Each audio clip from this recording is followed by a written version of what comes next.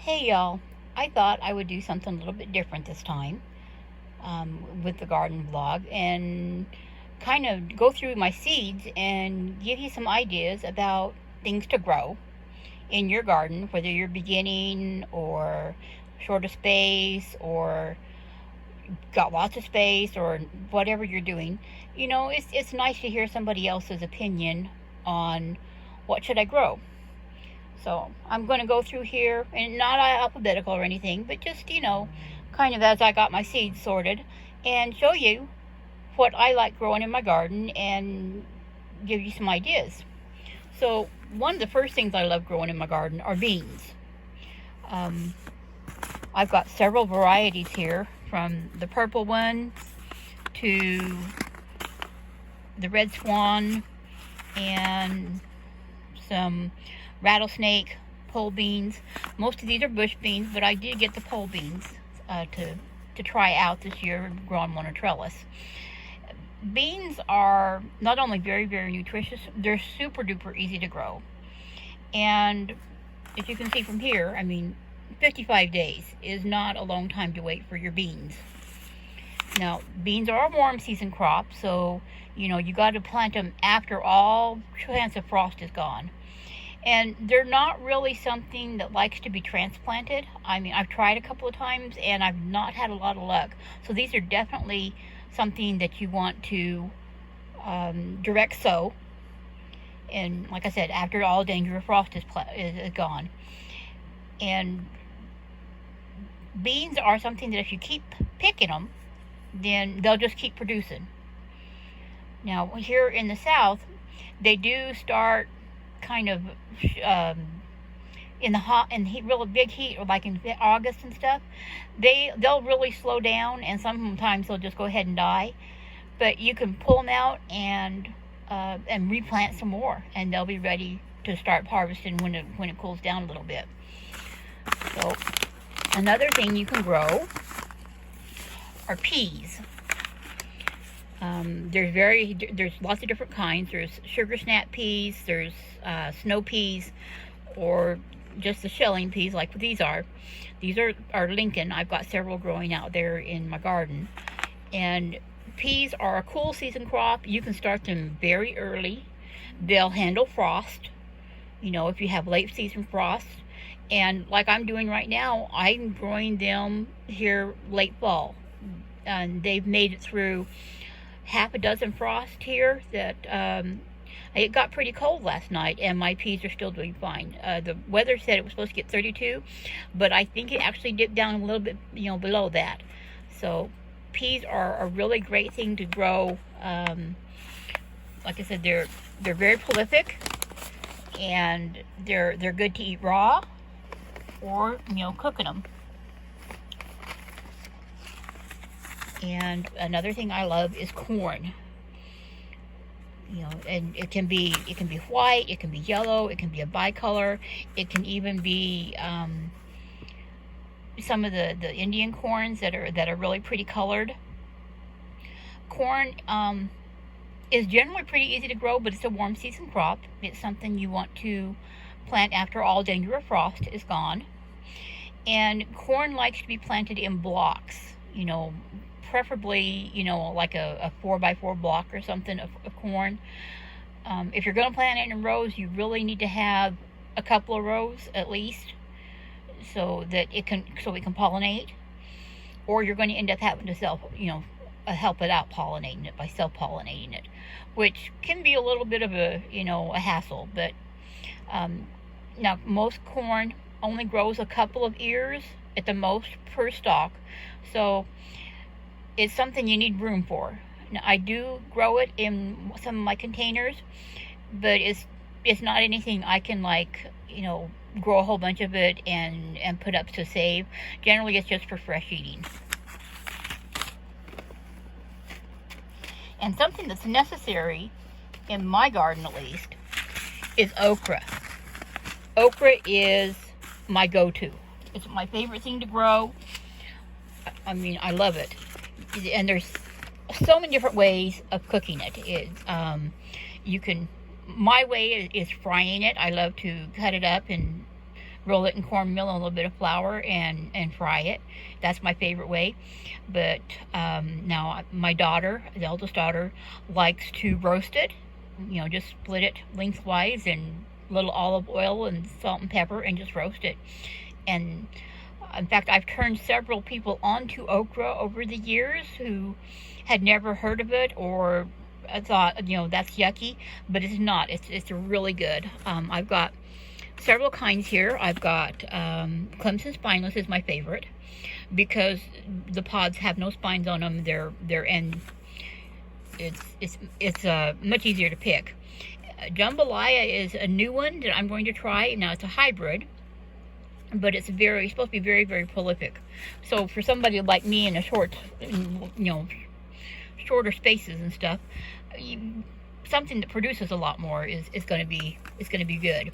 This bowling red okra grows very well for me, and the pods are a lot more slender than the other okras and quite a bit longer. So it's another good one.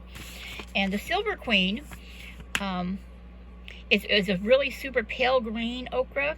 Now it's got a little bit of spines to it, so if you don't like that, don't grow this kind. But okra is really easy to grow. Most of the varieties are 50 to 60 days, and here in the South, you get a lot. You have a very long season, and okra is one of those things that you plant it and basically forget it. You know, it's not something you have to constantly tend and worry about and have to fertilize and stuff. It just kind of does its own little thing. Now you do have to make sure that you keep it picked, otherwise you'll end up with woody okra, and that's kind of gross. So one of the easiest things for any gardener to grow is radishes. Radishes are fast. You're able to fix them in so many different ways. I prefer them fresh, raw, but a roasted radish is really something. It's totally changes the flavor. And my eldest daughter and I, she lives in California, and we are constantly talking back and forth, messaging back and forth about different things to grow and different ways to fix things. And roasted radishes are one of her family's favorite things now. There's so many different varieties. The French breakfast, which is a milder icicle type. Now I'm trying this one for the first time this year, the China Rose, which is a bigger reddish, but I've seen a lot of reviews on it, and it seems to be something that I might enjoy. And then of course you have the wonderful mixes, the Easter egg radishes that are a mix of different kinds of radishes. And this is actually my favorite, the Saxa 2. It grows very well. It's very easy to grow, and it's very fast. And so I prefer growing these in colder seasons and instead of the warmer seasons. The warmer your weather, the hotter your radish is going to end up being. So growing it in cold season makes it for a sweeter radish. And these are another one that you can grow when there's still frost out on the ground. The radishes I have growing right now have frozen several times, and they're still fine. They're still going.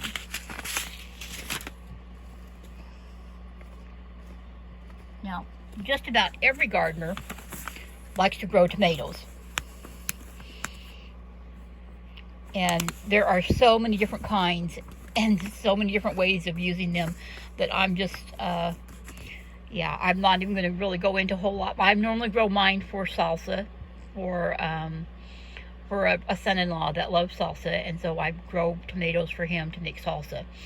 And the yellow pear tomatoes I grow these for my younger sister, who really likes to do yellow pears, tomatoes, and onions, and some herbs, and she roasts them.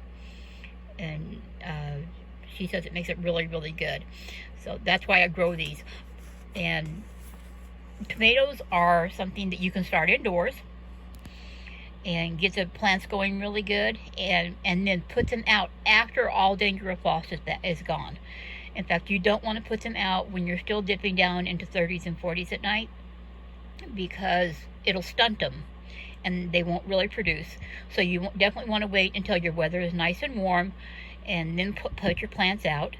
And you're going to have to watch a little bit. Here in the south, we have stink bugs that get on them and mess with the tomatoes.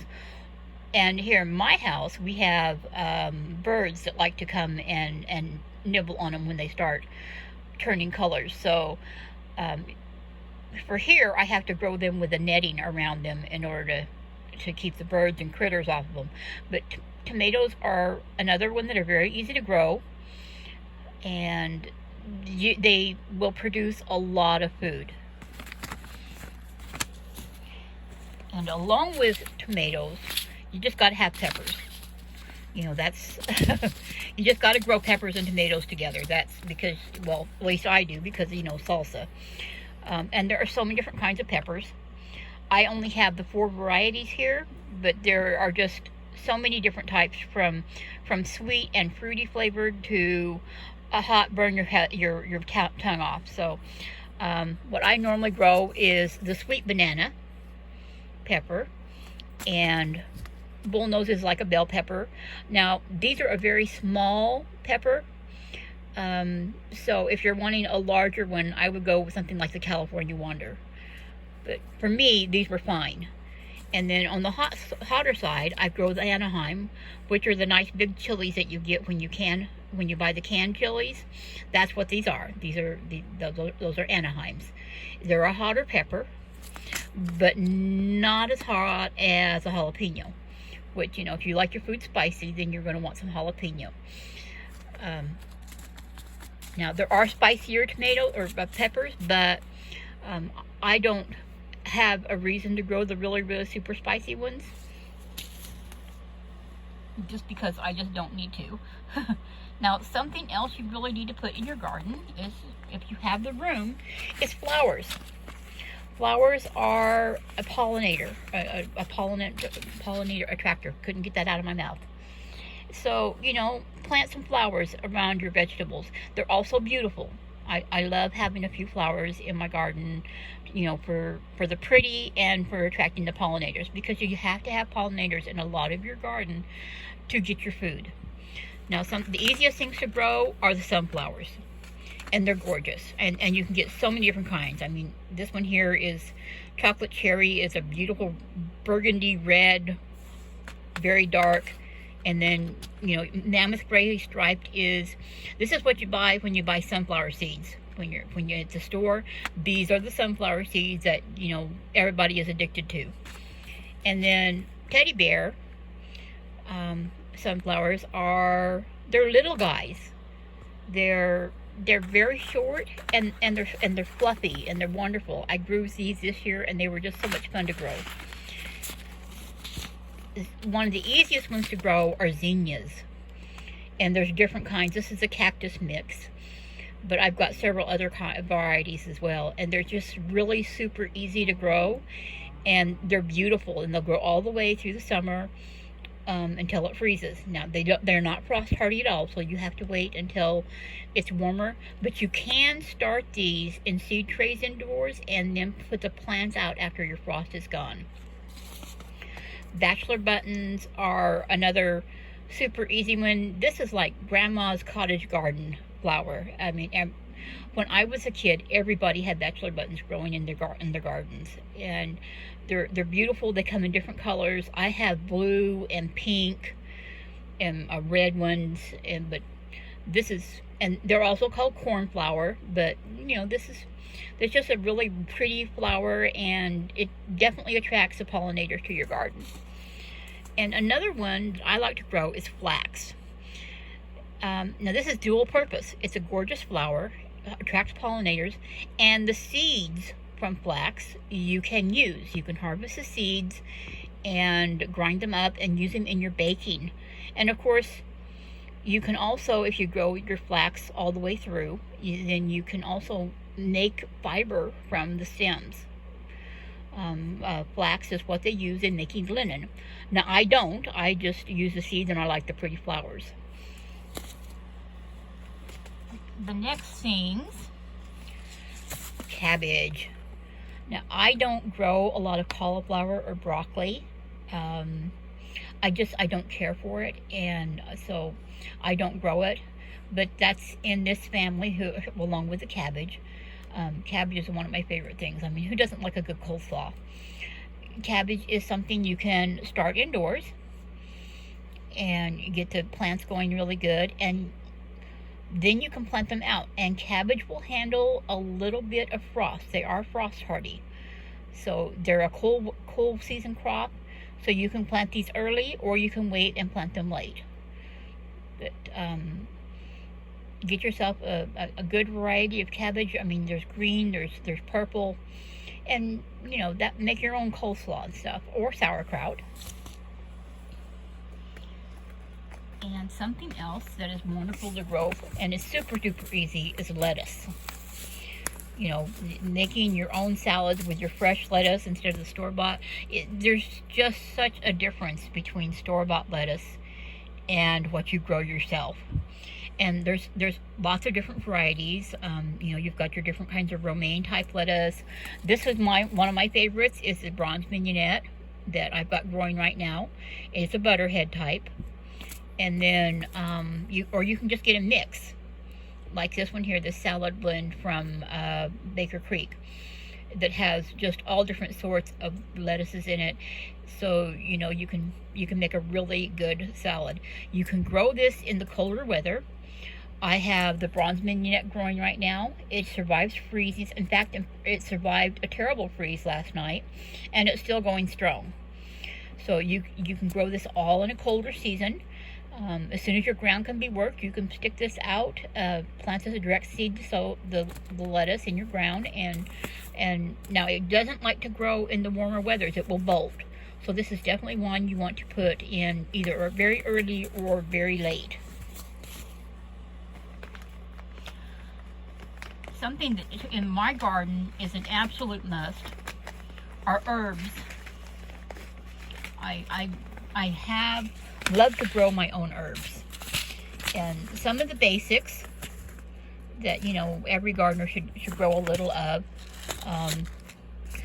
Basil, and there are different types. This one is one of my favorites. It's just a sweet Italian type of basil, and it produced very well for me this year. I had more than I could use, and it's so easy to grow. It's definitely a warm season. It's not something you want to try and grow in the frost, because the frost will nip it. But you know, it's a very prolific type of herb to grow, and you use it in so many different things. Another one is oregano, which is this. Now, oregano is one that in like the climates like where I am, I planted it one time, and I will have oregano forever. So it can be almost it'll spread. It will really spread. So I grow mine in a pot on purpose for that reason. But you know, oregano, fresh oregano is just really wonderful to use in your own cooking. Thyme is another one that you grow. If you once you get it started, you're not going to have to plant it again. At least here in where I live in 7A, it's the thyme plant I have right now is going on its second year, but it was started from seeds. Another one that will keep coming back is sage, the broadleaf sage. So it's not upside down. I started from seed this year, and I have some really nice plants growing, and they'll keep coming back every year. And of course, you know, fresh sage is so much better than what you buy in the store. Rosemary. Now here it can be perennial. Other places you have to protect it. But I've bought plants, and I've also started some from seed. So I have quite a bit of rosemary growing out in my garden right now.